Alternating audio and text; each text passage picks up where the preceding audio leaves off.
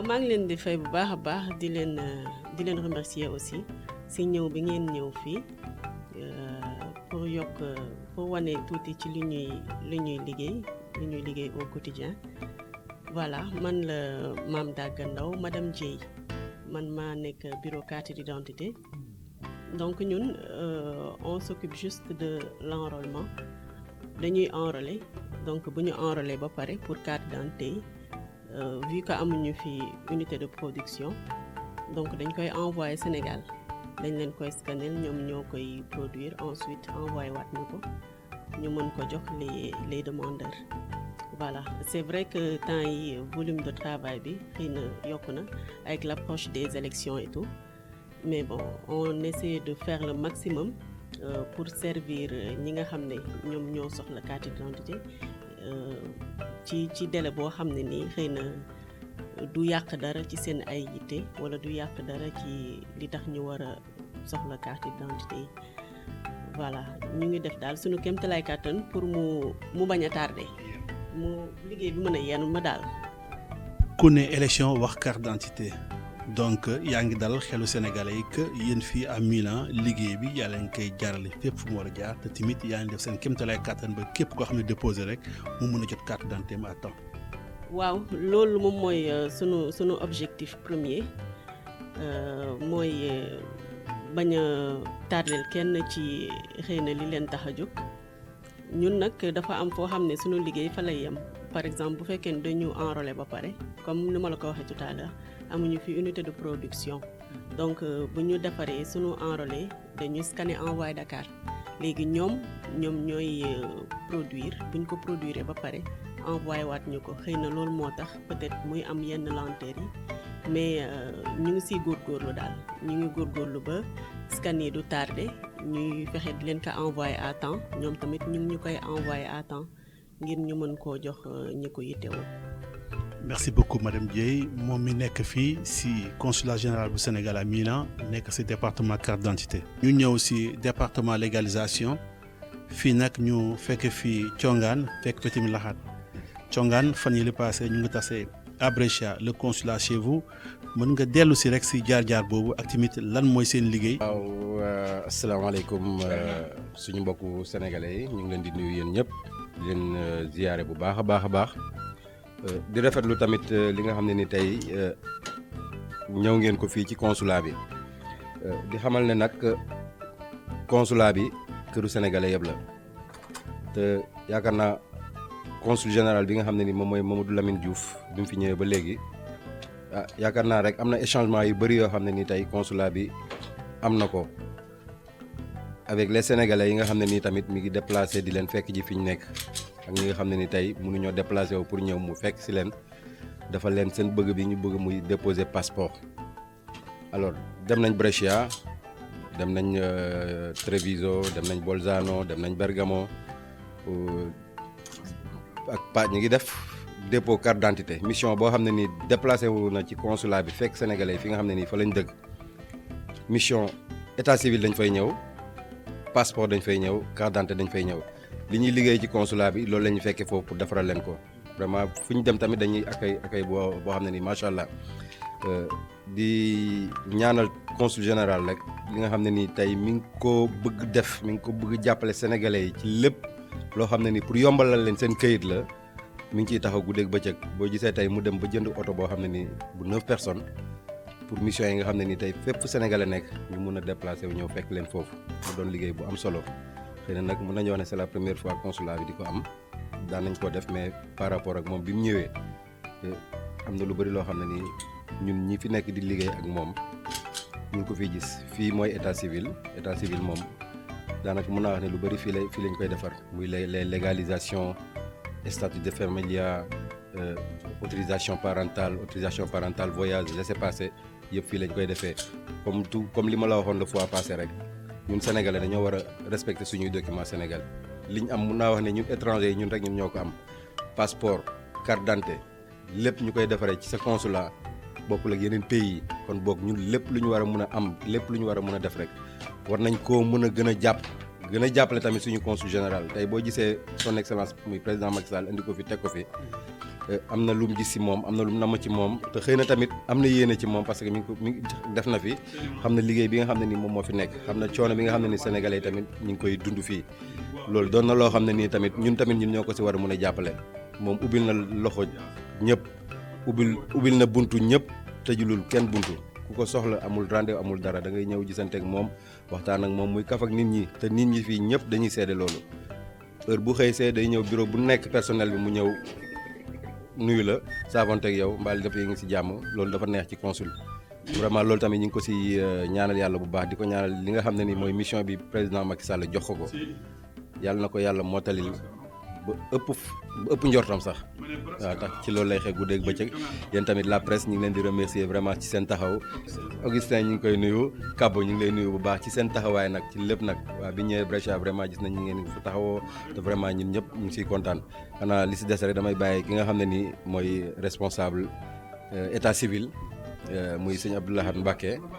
mu am ay kàddu yoo xam ne nii tamit dina ko ci sànni ñu ngi leen di sant bu baax di leen gërëm di remercier tamit sénégalais yëpp di leen wax ne Sénégal ca kaw ci kanam kon boog nañ leen jàppale suñu bopp jàppale suñu réew bu ñu ko defee rek Sénégal dina jëm kanam ñu ngi nuyu ñëpp di leen sant salaamaaleykum wa rahmatullah. ñu ngi toujours fii état civil ak daal bureau légalisation ñu fekk aussi le responsable Abdou Lahad Mbacké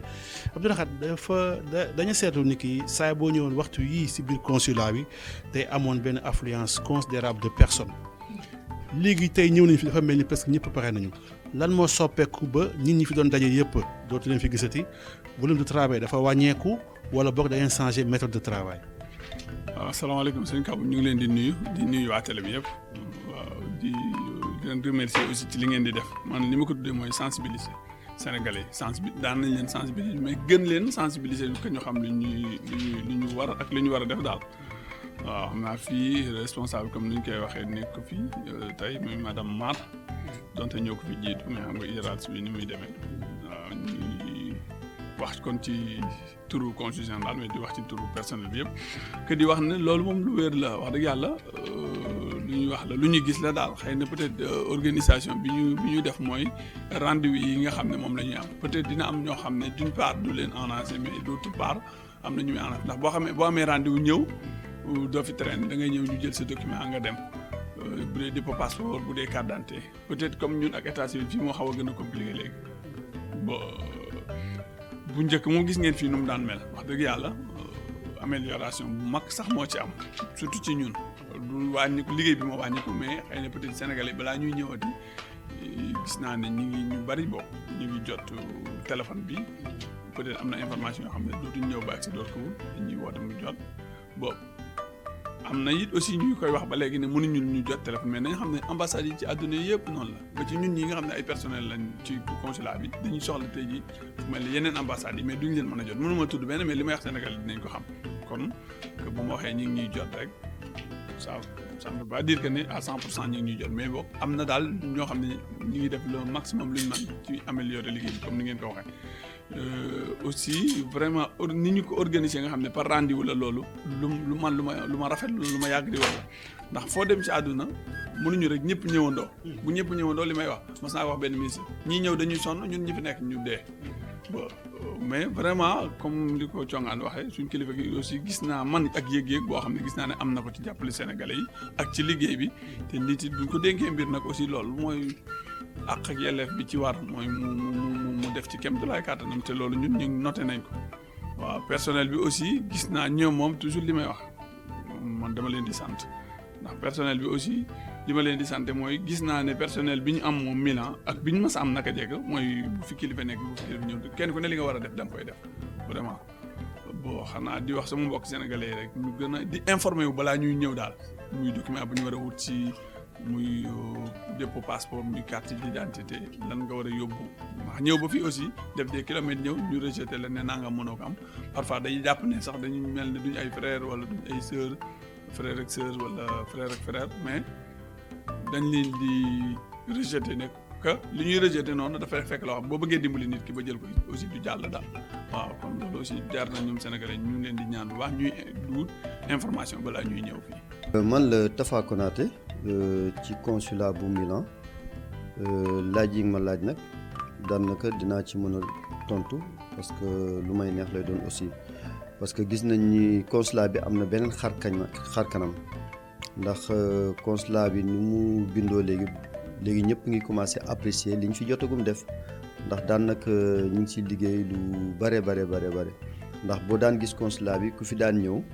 mën nga fi yendu suba ba ngoon te doo fi gaaw a jóge mais gis nañ ni léegi ndax yéen sax seen bopp constaté ngeen loolu ndax yéeg ngeen ci kaw ba gis ba interviewé sama yenn collègues yi ba gis ngeen ni salle ba ne pratiquement kenn desu fa donc liggéey bi loolu la ñu soxla ci liggéey parce que liggéey dafa war a am rapidité te gis nañ ni daanaka ba fi consul bi nekkee ba léegi muy Mamadou Lamine Diouf bii fi nekk donc gis nañ ni am na beaucoup amélioration yu bari yoo xamante ni def na ko fi ndax xar kanamu consulat bi changé na ndax bu ngeen duggee léegi ci biir consulat bi gis ngeen lu bari changé na ci biir ndax ba muy doog a ñëw dafa am ay priorités yu mu tegoon mu doon câblage téléphonique bi pour au moins nit ñi mën a woote ba ñu mën a jot consulat bi ba mën a wax ak personnelu consulat bi léegi loolu féete na boor ndax loolu réglé na ko ba pare ñu jógee ci loolu mu defar escaldamento yi c'est-à-dire que consulat bu njëkk da daan tàng te du sedd donc gis nañ ni li fi xewoon daaw ci problème yi fi amoon moo doon escaldamento yi dafa continuer woon di def donc booboog léegi ba mu ñëwee mu régler problème boobu tamit féete na boor gis nañ ni aussi bu ngeen yéegee ci yeneen paliers yi da ngeen gis changement bi am na daal lu bari am na fi alors mais priorité bi mu njëkk a def moo di ba mu ñëwee fii ci Milan dafa fexe ba am ndax consulat bi amul woon ay oto mais fexe na ba yàlla def na lijjanti na am nañu ñetti oto ak ñaari oto ak benn van bi mu def ko uniquement pour service consulaire yi ñuy def ci tournée yi ñu war a def ci biir Italie alors ñu gis ni depuis boobu def nañ fi ñeenti sorte yoo xamante ni benn bi Treviso benn bi Brescia benn bi Bergamo ak benn boo xamante ni Bolzano récemment te ñu ngi doon waajal pour dem ci mois bi Trieste pour def beneen service consulaire donc loolu nit ñi rafetlu ko parce que dañuy wàññi liggéey bi aussi dañuy wàññi liggéey bi lu bari parce que boo fekk jeen nit ñi je pense que moo lay gën a wàññi liggéey que boo bàyyi ñëpp ñëw ci consulat parce que ñëpp mënuñu ñëw ci consulat te ñëpp amuñu aussi moyen pour mën a ñëw ci consulat mais boo leen fekk jee foofu liggéey bi si lay gën a wàññeeku ndax bu ñu liggéey lundi mardi mercredi jeudi ba vendredi ñu jóge fi dem ci benn gox nekk fa samedi dimanche di leen enrôler je pense que ni ñi waroon ñëw ñëpp day wàññeeku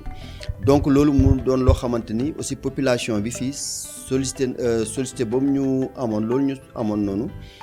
consul facilité na leen ko tu comprends tâche boobu facilité na ko donc loolu tamit ñu koy rafetlu lu bare et que boo xoolee consulat bi léegi ak système rendez-vous bi gën nañu wàññi liggéey bi ndax gis nañ ni ku am rendez-vous ñëw ci consulat bi ñu régler sa problème mais ku amul rendez-vous tu comprends du soxla ngay ñëw ci consulat bi donc boo gisee liggéey bi gaaw loolu tamit ci la et que li fi nekk daal li nga xamante ni li ci ëpp solo moo doon nit ñi gis seen bopp ci consulat bi te am naa yaakaar nit ñi gis nañ seen bopp ci consulat bi parce que ñëpp ñi ngi ciy wax ni consulat bi amee changement donc loolu muy liggéey consul général bi nga xamante ni moo fi nekk tey te muy waru garam tamit mu waroon ko def te di ko def donc loolu ñun dañ ko siy gërëm di ko sant parce que liggéey bi bu gaawee tu comprends moo ñuy gën a yombalal ñun suñu tâche daal donc loolu daal lu ma mënoon sànni ci consulat ndax yeneen yi si war a def yëpp jaar ngeen fa wax ngeen fa la fa nekk te mbirum carte d'identité yi gis nañ ni li ma fàtte woon dafa amoon loo xamante ci tournée yi ñu daan def auparavant amul woon carte d'identité passeport rek ñoo doon dem ak état civil mais gis nañ ni aussi que ni léegi ba mu demee Dakar fexe na ba lijjanti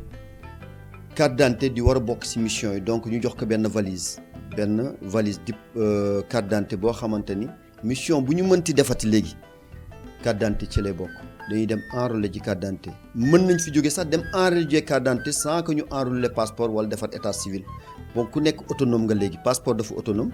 état civil mën nañ dem comme carte d'identité mën na dem léegi ku ne war nga mën a demal sa bopp donc loolu tamit c'est à saluer parce que loolu lu manqué da ngay gis bu ñu daan dem mission ñu yóbbu passeport ak état civil mais dafa am ñoo xamante ni léegi fi ñu toll nii ku si amul passeport doo mën déposer ku si amul carte d'identité doo mën déposer passeport alors donc bu ci boole loolu day gën a faciliter aussi la tâche à certains pour que ñoo xamante ne amuñoon carte d'identité mën déposer carte d'identité pour mën a déposer passeport donc loolu tamit c'est à saluer vraiment ñun daal fu mu ne nii kontaan nañu ci mbir mi daal depuis ba mu fi nekkee léegi gis nañ ni liggéey baa ngi avancé te nit ñi daal ñu ngi koy apprécier donc loolu daal moo am loo xamante ni mënoon naa ko si yokk si li sama collègue yi wax yëpp daal waaw di leen remercier yéen ñëpp di leen gërëm aussi si li interview yi ngeen def jërëjëf merci.